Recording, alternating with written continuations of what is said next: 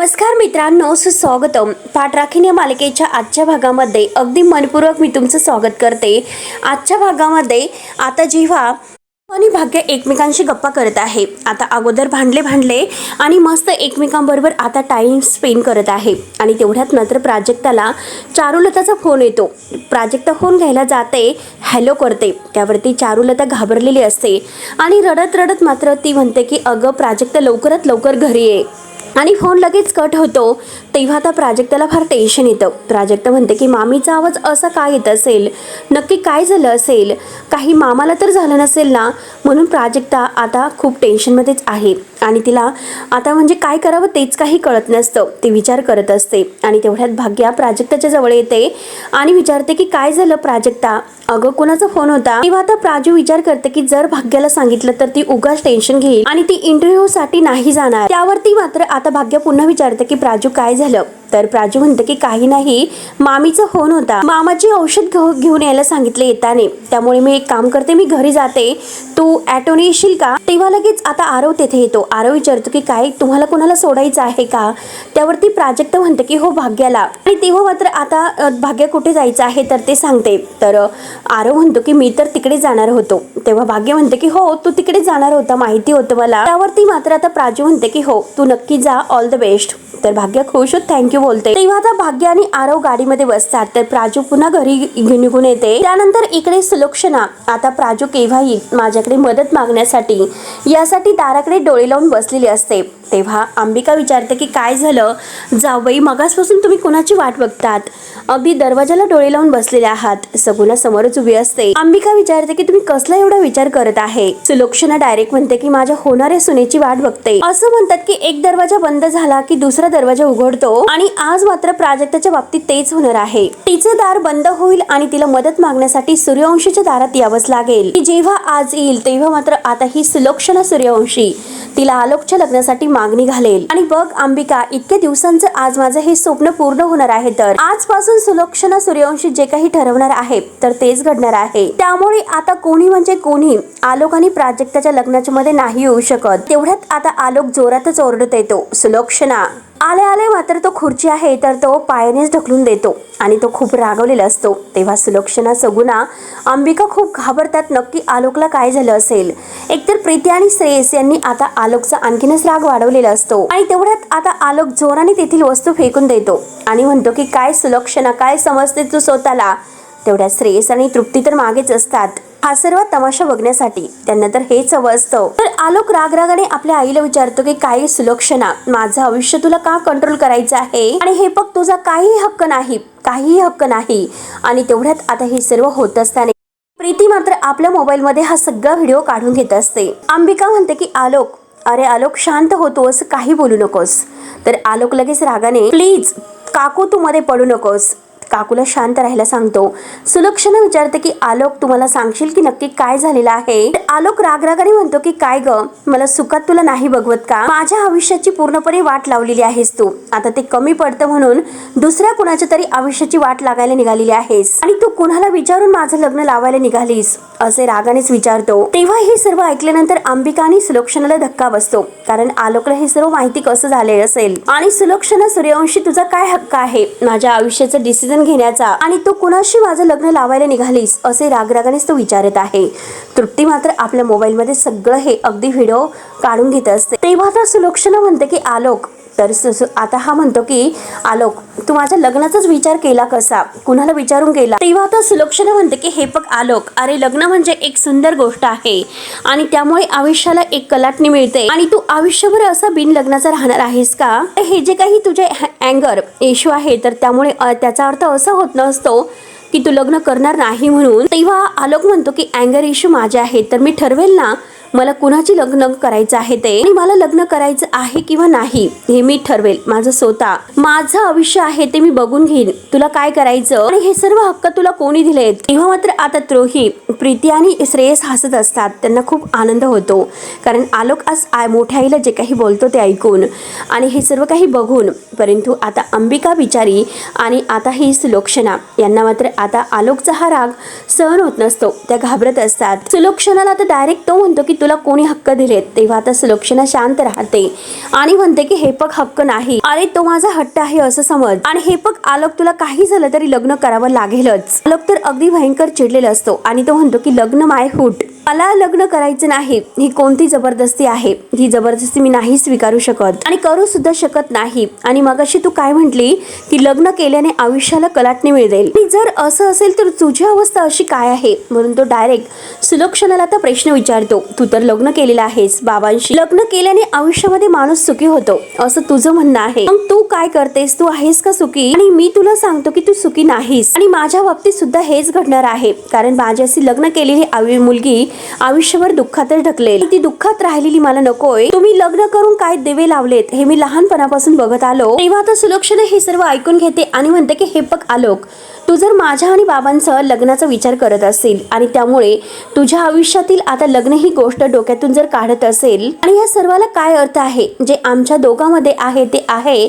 आणि आता मात्र ते सगळ्यांना माहिती आहे. सगळ्यात महत्वाची एक गोष्ट तुला सांगते, मी अजूनपर्यंत तुझ्या बाबांची बायको आहे आणि अजून सुद्धा आमचं लग्न टिकून आहे. तेव्हा हे सर्व ऐकून आलोक टाळ्या वाजवायला सुरुवात करतो आणि म्हणतो की वा वा सुलक्षणा मॅडम, सॅल्यूट आहे मला म्हणजे माझा तुम्हाला. लग्न तुमचं टिकून आहे, मग मी तुमचा आदर्श घेऊ का? प्लॅस्टिक सुद्धा टिकतं, मग इनफॅक्ट म्हणजे तुमचं लग्न प्लॅस्टिकच आहे, कारण त्यामध्ये काही जीव तर राहिलेलं नाही, फक्त आहे नावाला आहे. मुद्दा म्हणजे लग्न टिकवण्याचा नाही तर मुद्दा यशस्वी होण्याचा आहे. आणि कधी कधी मला ही माणसं आवडतात, आरव छोटे आहे यांच्यावर सुद्धा मी कधी कधी रागवत असतो, त्यांच्यावर सुद्धा रागवतो. मग माझ्यामुळे त्या मुलीची काय अवस्था होईल?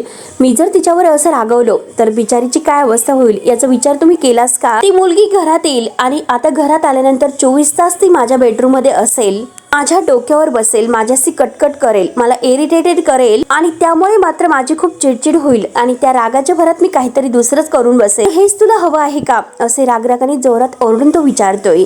तर तिचा आता व्हिडिओ काढण्याचं काम सुरूच असतं. सगळं काही आता तिने व्हिडिओ आता करून घेतलेला असतो. आलोक मात्र आता खूप चिडलेला असतो, डोळ्यामध्ये पाणी सुद्धा असतो. तो म्हणतो की इथे माझा स्ट्रगल सुरू आहे आणि तू काय म्हणते की एका मुलीशी लग्न कर आणि हे सर्व मला नाही जमणार म्हणून खूप जोराने ओरडून सांगतो. आणि माझं आयुष्य तू माझ्या मर्जीविरुद्ध पुन्हा कंट्रोल करायला गेलीस, माझ्या मर्जीविरुद्ध माझं लग्न तू लावायला गेलीस आणि तर मग मात्र लक्षात ठेव, तू माझी आई नाही तर फक्त जन्मदाती असेल आणि ते सगळं मी विसरून जाईल हे लक्षात ठेव. म्हणून आता आलोकने सुलक्षणाला चांगली धमकी दिलेली असते. प्रीती आणि श्रेयस मात्र हसत असतात. सुलक्षणाचे डोळे भरून येतात. रागाने मात्र आता तेथील सगळ्या वस्तू फेकून देऊन आता आलोक अगदी रागातच आपल्या रूम मध्ये जात असतो. तेव्हा आता सुलक्षणाला फार मोठा धक्का बसतो आणि तिचे डोळे भरून येतात, अंबिकाला सुद्धा आणि सगुणाला सुद्धा. परंतु प्रीती आणि श्रेयस मात्र आपल्या रूम मध्ये जेव्हा येतात तेव्हा एकमेकांना टाळे देतात आणि खूप जोरजोराने हसतात. खूपच मज्जा आली असं मोठमोठ्याने म्हणत असतात. तेवढ्यात मात्र आता प्रीती खुश तोऱ्यातच म्हणते की कळलं का तुला तुझी बायको किती हुशार आहे ते? आणि हुशार आहे असं म्हणून मात्र ती आपली पाठ स्वतःच थापडते. म्हणजे श्रेयसला म्हणते की हुशार आहे असं माझं कौतुक करून माझी पाठ थोपट. त्यामुळे आता श्रेयस लगेच म्हणतो की बास, तू तर हुशार नाही तर फक्त सुपर हुशार आहे. काय आयडिया तू लावली, बाहेर इतका किओस होता तरी सुद्धा तू व्हिडिओ शूट केला आणि क्या बात आहे, मानलं, तुला खरंच मानलं. तर प्रीती म्हणते की हो मानलं तर पाहिजेल. श्रेयस कसं आहे की तुझ्या त्या मोठ्या आईनं सतत हेच वाटत असतं, या जगातील सगळी अक्कल फक्त त्यांच्याकडेच आहे. तसं नाही, त्यांना माहिती नाही की मी इथे आहे म्हणून त्यांच्या प्रत्येक प्लॅनला सुरुंग लावण्यासाठी. किंवा आता श्रेयस हसतो आणि म्हणतो की सुरुंग लाव. तर प्रीती विचारते की काय? तर श्रेयस तिला म्हणतो की अगं तो व्हिडिओ व्हायरल कर, अगोदर आपण बघूयात की नक्की काय पुन्हा एकदा. म्हणून तो आता प्रीती व्हिडिओ सुरू करते आणि तो व्हिडिओ परत आपल्या मोबाईल मधील श्रेयसला दाखवते. दोघं मात्र तो व्हिडिओ बघून मात्र आता इतके हसतात. आता ह्या श्रेयसला फारच आनंद होतो आणि तो लगेच आता प्रीतीचा हात धरतो, हाताचा किस करत म्हणतो की खरंच कमाल आहेस तू, कमाल. म्हणजे तू विचार कर, अशा मुलाशी मात्र लग्न करण्यासाठी कोणती मुलगी तयार होईल बरं? तर प्रीती म्हणते की हो एक्झॅक्टली. आणि प्रीती लगेच म्हणते की हो मी सुद्धा मगाशी तुला तेच म्हणत होते. अरे आता हा व्हिडिओ बघितल्यानंतर ती प्राजक्ता मात्र हे आलोकचं तोंड बघायचं सोडून दे, आपल्या घरामध्ये परत येणारच नाही. किंवा आता श्रेयस म्हणतो की अगं तू वाट कशाला बघते, हा व्हिडिओ घे आणि तिला पाठवून दे आणि आता मात्र जो काही धमाका व्हायचा असेल तो होऊन जाऊन दे.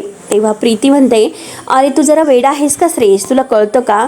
हा व्हिडिओ जर आपण आपल्या मोबाईल मधून तिला पाठवला त्यामुळे हा सगळा प्लॅन आहे तो आपल्यावर नाही उलटणार का? किंवा लगेच आता श्रेयस विचार करतो आणि म्हणतो की हो पण कुणाच्या मोबाईल मधून पाठवायचा?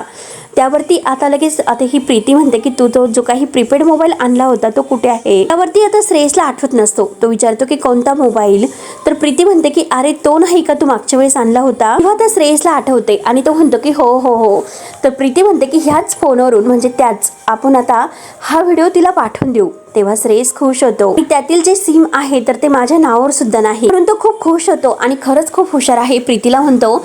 आणि तो प्रीपेड मोबाईल आहे तर तो टेबलच्या ड्रॉवर मधून बाहेर काढतो. तोपर्यंत आता ही प्रीती तो व्हिडिओ आहे तर तो सेंड करते आणि श्रेयसला विचारते की आला का. तेवढ्यात मात्र आता हा श्रेयस हसतो आणि गेला पण असं म्हणतो. आणि तेवढ्यात प्रीती त्याला म्हणते की अरे तू खरंच खूप हुशार आहेस रे. तेव्हा आता श्रेयस हसतो आणि म्हणतो की नवरा कुणाचा आहे, म्हणून दोघेही आता खूपच हसतात. त्यानंतर मात्र आता इकडे वैद्यभवनच्या घरामध्ये आता ह्या नराबाईने सगळे काही भांडी वस्तू वगैरे बाहेर फेकून देण्याचं काम सुरू असतं. आधी तेवढ्यात मात्र कौस्तुभ त्याच्या हातापाया पडत असतो. चारुलता आजी हे सगळेजण आता खूप रडत आहे आणि वैद्यभाऊ मात्र एका ठिकाणी शांत बसलेले आहेत, हे सर्व आठवत आणि रडवत. त्यानंतर मात्र आता कौस्तुभ हातापाया पडत असतो आणि म्हणतो की प्लीज काहीतरी करा, हे सगळं थांबवा, माझं ऐका, मी तुमचे सगळे पैसे देईल. परंतु नराबाई हसत असतो, तो काही ऐकायला तयार नसतो. चारुलता मात्र आता त्या लोकांच्या पाया पडत असते, त्या गुंडांच्या. अहो दिवस रात्र करून हा संसार उभा केलेला आहे, ऐका आमचं, असं फेकून देऊ नका, आम्ही तुमच्या पाया पडतो, सगळे पैसे देऊ. आता तृप्ती सुद्धा ही खूप रडत असते आणि ती मात्र आपले कान मात्र आता दाबून घेते. तिला खूप आता हा किंचाळवाणा आणि हा सगळा काही प्रकार बघून तिला धक्काच बसलेला असतो. आजी आता रडत म्हणते की अहो माझ्या म्हातारीचं तरी ऐका, असं काही बाहेर सामान फेकून देऊ नका. सगळ्या सामानाची तोडफोड सुरू असते. चारुलता ते गुंडांचा हात धरून त्यांना अडवण्याचा प्रयत्न करत असते, परंतु ते गुंड मात्र काही ऐकायला तयार नसतात. चारुलता म्हणत असते की असं माझा संसार अस्तव्यस्त करून रस्त्यावर आणू नका. आणि तेवढ्यात मात्र नराबाई जोरजोराने हसत असतो आणि कौस्तुभ त्याच्या पायाशी बसून रडत आहे. तेव्हा चारुलता इतकी रडत असते. आजूबाजूचे लोक मात्र तिथे आलेले असतात तमाशा बघण्यासाठी. तेवढ्यात मात्र आता किचन मधील डब्बे आणि बरण्या वगैरे आहेत ते सगळे बाहेर येऊन फेकून देत असतात. आणि आता जे काही तिने लाडू वगैरे बनवलेले असतात ती तो डब्बा हिसकवण्याचा प्रयत्न करत असते. अहो मी लाडू बनवलेले आहेत ते फेकून देऊ नका, अन्न आहे हो ते अन्न, म्हणून खूप रडत असते. परंतु आता हे गुंड काही ऐकायला तयार नसतात आणि रागरागाने तिला हिसकावून ते डबे बाहेर फेकून देतात. बिचारी चारुलता आता खूप रडत असते. आता वैद्यभाऊ तर एका ठिकाणी शांत बसलेले आहेत, डोळ्यामध्ये पाणी असतं. एक वाईट परिस्थिती आता कशी सहन करायची याची ताकदच त्यांच्यामध्ये राहिलेली नसते. आता मात्र जे काही आता हे बॅग वगैरे सामान वगैरे आहे तर ते बाहेर फेकून द्यायला चाललेले असतात. तर चारुलता त्याला धरते आणि माझा जीव घ्या परंतु माझ्या घरापासून लांब राहा, असं रडून रडून विनवण्या करत आहे. परंतु नराबाईचे गुंड काही ऐकत नसतात आणि प्रत्येक सामान आता धरसोड करून बाहेर फेकून देत असतात. ती सुद्धा मात्र त्यांच्या हातातून ती टीप हिसकावत असते की अहो ऐका जरा, ऐका, असं फेकून देऊ नका. आणि एका हाताने तिने आता ती धरलेली असते आणि दुसऱ्या हाताने चारुलता त्या गुंडाला धरत असते की ऐका, अहो ऐका, मी विनवण्या करते. परंतु आता हे नालायक नराधम गुंड काही ऐकायला तयार नसतात. आता चारुलता इतकी रडत आहे, तिला काय करावं तेच काही कळत नसतं. तृप्ती आता मात्र ह्या दोघी इतका रडून तमाशा करत आहे. परंतु आता वैद्य एका ठिकाणी बसलेले आहेत. चारुलता रडतच त्यांच्या जवळ येते आणि त्यांचा हात धरून त्यांना उठा करत असते. हो बघितलं का आपला संसार कसा फेकून दिला, बाहेर काढला, आणि मोठमोठ्याने रडत असते. आता वैद्यभावांना काही कळत नसतं की काय बोलावं आणि काय करावं. सगळे ह्या कच्चूमुळे झालेलं असतं. तो आता रडत येते नराबाई जवळ बसलेला असतो आणि नराबाई मात्र हसत असतो. शेजारी पाजारी लोक बघत असतात आणि वैद्यभाऊ मात्र आता हे अगदी बारीक बघत आहेत. त्यांना काहीच कळत नसतं काय बोलावं ते. तेवढ्यात मात्र आता लगेच ही चारुलता रडत रडत मात्र नराबाईच्या पायाजवळ येते आणि म्हणते की अहो मी तुमच्या पाया पडते. तेव्हा हा नराबाई म्हणतो की ए तू गप. तो आपल्या माणसांना म्हणतो की या घरात एकही सामान उरलं नाही पाहिजे, सगळं घर रिकामं करा. त्यावरती चारुलता म्हणते की अहो नका असं करू, दया करा काहीतरी, आम्हाला यातील खरंच काही माहिती नाही हो. म्हणून मात्र आता ती रडत असते, हात जोडून विनवण्या करत असते, पाया पडते. परंतु हा नराबाईला काहीच घेणं देणं नसतो. तो हसत असतो आणि आता त्याचे जे काही माणसं आहेत ते सगळं सामान धरून बाहेर फेकवत असतात. चारुलता म्हणते की अहो तुमच्यासमोर एक आई आणि एक बायको पदर पसरते, वेळेची भीक घाला, आम्ही सगळे पैसे तुमचे देतो, फक्त आम्हाला वेळ द्या. अशी आमच्या संसाराची राखरांगोळी करू नका. आणि हे बघा संसार मोडायला फक्त एक क्षण बाकी असतो. हे सगळं उभं करण्यासाठी आमचं उभं आयुष्य गेलेलं आहे, त्यामुळे तुम्ही आमच्या आयुष्याशी असं खेळू नका. म्हणून चारुलता आता खूप रडतच नराबाई जवळ भीक मागत असते. कौतुक खूप रडतोय आणि तृप्ती सुद्धा. आणि आता वैद्यभाऊंचे सुद्धा डोळे भरून आलेले आहेत. ते सुद्धा आता रडत असतात. चारुलताची अवस्था त्यांना बघवत नसते, पण नराधाईला बहिरईला काहीच फरक नसतो. तो मात्र जोरजोराने हसत असतो. तो मात्र आता चारुलता आता रडतच दया करा हात जोडते, पाया पडते. दया करा असं म्हणत असते. आणि तेवढ्यात आता नराबाई अगदी रागाने उभा राहतो आणि आता तो म्हणतो की तुला जे काही बोलायचं आहे ते तुझ्या मुलाशी बोल, त्याने आमचे पैसे बुडालेत. तेव्हा आता चारुलता तरी सुद्धा म्हणते की प्लीज ऐका, अहो प्लीज ऐका. तेवढ्यात मात्र आता ती परत ऐका करत असते. त्याच्या खूप विनवण्या करते, परंतु हा नराबाई रागाने तिला म्हणतो की हे पग तू बाजूला हो, आणि तिला ढकलून देतो. आमचं आम्हाला काम करून दे असं म्हणतो. तेव्हा आता चारुलता खाली पडणार तोच प्राजक्त तेथे आलेली असते आणि प्राजक्त आपल्या मामीला धरते. चारुलता खाली पडणार तोच लगेच प्राजक्ताने धरलेलं असतं. प्राजक्ता हे सर्व पाहते आणि ती नराबाईकडे रागाने पाहत असते. आणि तेवढ्यात प्राजक्ता मात्र आता बघत असते. हे सर्व जे काही सुरू आहे ते बघून प्राजक्ताला धक्काच बसतो. तर चारुलता जेव्हा आता डोळे वर करून बघते आणि बघते तर प्राजक्ता आहे. आणि प्राजक्ताला बघून तिला आनंद होतो. ती लगेच म्हणते की प्राजक्ता, आपल्या घराला वाचव, आपल्या घरावर खूप मोठं संकट आलेलं आहे, यातून आपल्या घराला वाचव. जसं तू मामाला वाचवलं तसं आपल्या घराला वाचव. तेव्हा आता वैद्यभाऊ सुद्धा प्राजक्ताकडे बघत असतात. प्राजक्ता आता नक्कीच काहीतरी करेल असं प्रत्येकाला वाटत असतं. प्राजक्ता आता शांत उभा राहून हे सगळं बघत असते. तेवढ्यात जोरजोराने मात्र आता घरातील भांडी हे बाहेर फेकून देत असतात.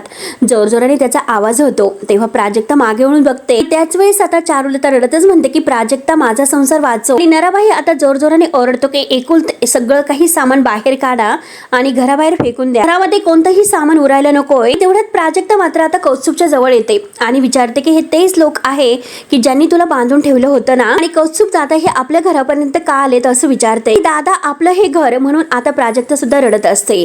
तेव्हा नराबाई जोरजोराने हसतो आणि म्हणतो की आली, लाडक्या दादाची लाडकी बहीण आली. आता नराबाई म्हणतो की त्या दिवशी तुम्ही वाचलात, पण आज मात्र मी तुम्हाला शिल्लक सुद्धा नाही ठेवणार. तेवढ्यात आता वैद्यभाऊ विचारतात की कौस्तुभ, तू यांच्याकडून पैसे का घेतले होते. तेवढ्यात मात्र आता चारुलता सुद्धा ओरडते की बोल कौस्तुभ, अरे तू का पैसे घेतलेत आणि किती पैसे घेतले. तेव्हा आता कौस्तुभला काय बोलावं तेच काही कळत नसतं. तो खाली मान घेऊन उभा असतो. वैद्यभाऊ पुन्हा एकदा जोरात ओरडतात की कौस्तुभ, अरे बोल. कौस्तुभला मात्र ते सर्व काही आठवतं, कारण तो जुगारावर आता त्याने हे पैसे घेतले होते. तर आजी सुद्धा ओरडते की अरे बोल ना कौस्तुभ, अरे तोंड उघड ना, काय कशासाठी पैसे घेतले होते. तेव्हा मात्र आता कौस्तुभ म्हणतो की बिझनेस स्टार्ट करण्यासाठी पैसे घेतले होते, पण एवढे घेतले नव्हते. तेव्हा लगेच आता वैद्यभाऊ विचारतात की अरे पण ते लोक आपल्या घरापर्यंत का आले. तेव्हा आता प्राजक्ता म्हणते की हे बघा, तुम्ही आम्हाला मात्र असं आमच्या घरातून बाहेर नाही काढू शकत, कारण हे आमचं घर आहे. तेव्हा नराबाई म्हणतो की आहे नाही, होतं तुमचं घर, त्यामुळे आता यापुढे हे घर नराबाईचं आहे, नराबाईचं लक्षात ठेवायचं. आणि जोपर्यंत मला या घरात पैसे भेटत नाही तोपर्यंत आता या घरावर फक्त आणि फक्त हक्क माझा असेल. आणि त्या दिवशी जर माझे पैसे दिले असते तर मॅटर तिकडे संपला असता, पण त्या दिवशी मात्र तू आपल्याला नडलीस आणि नराबाईला मात्र जो नडला तो तेथेच संपला. वैद्यभाऊ आता प्राजूला विचारतात की प्राजू, अगं हे सर्व काय आहे, हे लोक तुला कसे ओळखतात का. त्यावरती प्राजू म्हणते की हो मामा, हे लोक मला ओळखतात. तेवढ्यात आता आजीला तर होवाच. आजी लगेच म्हणते की घरावर संकट आलं तर मात्र नक्कीच यामध्ये प्राजक्ताचा काहीतरी हात आहे वाटतं. आणि तेवढ्यात प्राजक्तानं नराबाईला म्हणते की एक मिनिट. आजी म्हणते की गुंडांशी सुद्धा असं काही बोलते की जशी इची आणि त्या गुंडांची ओळख आहे. तर तेव्हा आता प्राजू म्हणते की मी तुमच्यासमोर हात जोडते, पण प्लीज आम्हाला घरातून बाहेर काढू नका, आमचं घर आहे, आम्हाला असं बेघर करू नका. आणि हे बघा, कौस्तुभ दादाने तुमच्याकडून पैसे घेतले ते मान्य आहे, आम्ही एक एक पैसा तुमचा परत करू, सगळे पैसे तुमचे देऊन टाकू, पण असं मात्र आमच्या घरातून आम्हाला बाहेर काढू नका हो. आणि हे बघा, अहो माझ्या मामाचा विचार करा, कालच त्याला हार्ट अटॅक येऊन गेलेला आहे, त्याचं ऑपरेशन झालेलं आहे, त्याची तब्येत ठीक नाही, मग अशा अवस्थेत आम्ही कुठे जाऊ बरं. तेव्हा आता नराबाई म्हणतो की मसनात जा किंवा नाहीतर रस्त्यावर जाऊन राहा, मला काय करायचं आहे. तेव्हा मात्र आता प्राजक्ता, वैद्यभाऊ आणि कौस्तुभ यांना आता धक्काच बसलेला असतो, कारण हा नराबाई तर ऐकायला तयारच नसतो. नराबाईला फक्त आणि फक्त पैशाचा हिशोब माहिती आहे, बाकी तो कसला विचार करत नसतो, त्याला काही घेणं देणं नसतं. तेव्हा लगेच आता प्राजक्ता म्हणते की असं करू नका, माझा मामा एक प्रसिद्धी डॉक्टर आहे, माझ्या मामाला 4 लोक ओळखतात, त्याला मान देतात, आणि तुम्ही असं खरंच आमचा अपमान करू नका. तुमचे सगळे पैसे आम्ही परत देऊ, परंतु आता सगळ्यांच्या समोर गेलेली आमची आबरू परत कशी येणार आहे बरं. किंवा नराबाई जोरजोराने ओरडतो, इकडे माझा पैसा गेला आणि तुम्ही मात्र तुमच्या आबरूचं काय घेऊन बसलात. आणि ते कसं आहे की पैसा आणि इज्जत एकमेकांच्या हातामध्ये हात घालून चालतात, हातामध्ये पैसा असला तरच इज्जत आहे आणि जर पैसा नसेल तर इज्जत नाही. आणि जोपर्यंत तुम्ही मला माझा पैसा परत देत नाही तोपर्यंत मी तुमची इज्जत कशी ठेवायची बरं? पैसे घेण्याच्या अगोदर मात्र तुझ्या दादाने विचार करायला पाहिजे होता. तेव्हा आता सगळेजण कौचुपडे बघत असतात. नक्की हे सर्व काय सुरू आहे कुणाला काहीच कळत नसतं.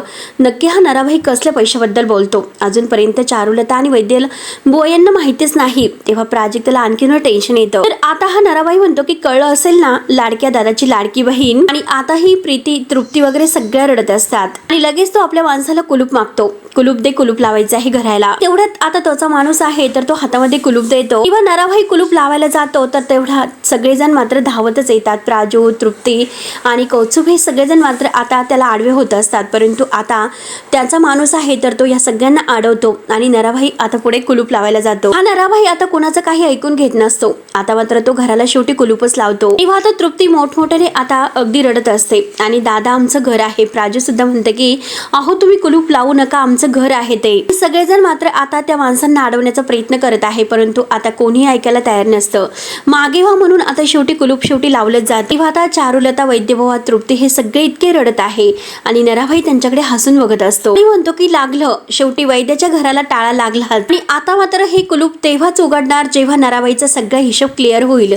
त्याच वेळेस मात्र आता हा कुलूप उघडलं जाईल. तोपर्यंत मात्र आता कुठे राहायचं कुठे जायचं हे तुम्ही तुमचं ठरवायचं. तेव्हा आता सगळेजण खूप रडत आहे. नक्की आता कुठे जायचं हा प्रश्न सगळ्यांच्या समोर उभा राहिलेला असतो. कुणाला काय उत्तर द्यावं तेच काही कळत नसतं. प्राजक्ताला फार मोठा धक्का बसलेला असतो आणि नराभाई आता आपल्या माणसाला कुलूप लावून चला रे असं म्हणतो. तेव्हा मात्र आता परत सगळेजण विनवण्या करायला आता नराभाईच्या पाया पडायला त्याच्या मागे मागे येत असतात. परंतु हा नराधम काही ऐकायला तयारच नसते. शेवटी आता सगळे मोठमोठ्याने रडत आहे. एक प्रकारचा वैद्यभाऊंच्या घरामध्ये आता खूप मोठा भयानक प्रकार घडलेला असतो. तेव्हा आता चारुलता भिंतीला डोकं ठेवून रडत आहे आणि वैद्यभाऊ सुद्धा. तेव्हा सगळ्यांना आता एक प्रकारचा आणखीनच मोठा धक्का बसलेला आहे की काय करावं. प्राजक्ताला काहीच कळत नसतं. घरच्यांची अवस्था ती पाहत असते. एक आता मोठं संकट मात्र आता प्राजक्तावर आलेलं असतं कारण आपलं घर आज ते आपलं राहिलेलं नसतं. त्याला कुलूप लागलेलं असतं आणि शेवटी मात्र हा नराभाई चावी घेऊन गेलेला असतो. तेव्हा आता कुठे जायचा हा प्रश्न सगळ्यांना उभा राहतो. सगळेजण बाहेर गॅलरीमध्ये बसलेले आहेत आणि तेवढ्यात मित्रांनो हा भाग येथे संपतो. पुढील भागामध्ये आता प्राजक्ता मात्र आता रूम शोधत असते. फोन करून आता विचारते की आम्हाला रूम हवे आहेत आणि म्हणजे आहे का उपलब्ध. तेव्हा लगेच आता कुठेही रूम उपलब्ध नसते आणि तेवढ्यात मात्र आता ही प्रीती मात्र आता प्राजक्ताला म्हणते की प्राजक्ता अगं कुठे जायचं, तुझ्याकडे जे काही पैसे होते ते सगळे काही तू मामाच्या ऑपरेशनला खर्च करून बसलीस. आता आपल्याकडे पैसे नाहीत. आता हॉटेलमधून राहण्यासाठी आपण कुठून पैसे आणणार आहोत. तेव्हा मात्र आता सगुना लगेच आता तिला माहिती होतं. सगुना लगेच आता इकडे सुलोक्षणाला सांगते की प्राजक्ताच्या घराला कुलूप लागलेलं आहे. सगुणाने सर्व काही आता सुलोक्षणाला येऊन सांगितलेलं असतं. तेव्हा आता सुलोक्षणा म्हणते की तरी सुद्धा प्राजक्ता अजूनपर्यंत बेघर नाही झालेली. तिला एक नवीन घर मिळालेलं आहे. आता तिच्या येण्याने मात्र माझ्या आलोकच्या आयुष्यामध्ये सुखाचं एक नवीन पर्व सुरू होणार आहे आणि नवीन तिची सुरुवात होणार आहे आणि माझ्या आलोकच्या आयुष्यात सुद्धा आता जे काही दिवस येणार आहेत ते सुखाचे दिवस येणार आहेत. तर म्हणून ती आता प्राजक्ता या घरात म्हणजे सूर्यवंशीच्या घरात तुझं नव्याने अगदी मनापासून स्वागत आहे. तर इकडे आता प्राजक्ता विचार करत असते. तेव्हा मित्रांनो आता पुढे नक्की काय होईल. सुलक्षणा आणि प्राजक्ता या दोघीमध्ये नक्की कोणता व्यवहार होईल. आता प्राजक्ता आपल्या बहिणीचं लग्न आरवशी कसं लावेल आणि ती आता आलोकशी लग्न करायला कसं तयार होईल हे बघणं आता खूपच इंटरेस्टिंग ठरणार आहे. तेव्हा मित्रांनो आता पुढे नक्की काय होतं बघायला विसरू नका. तोपर्यंत धन्यवाद.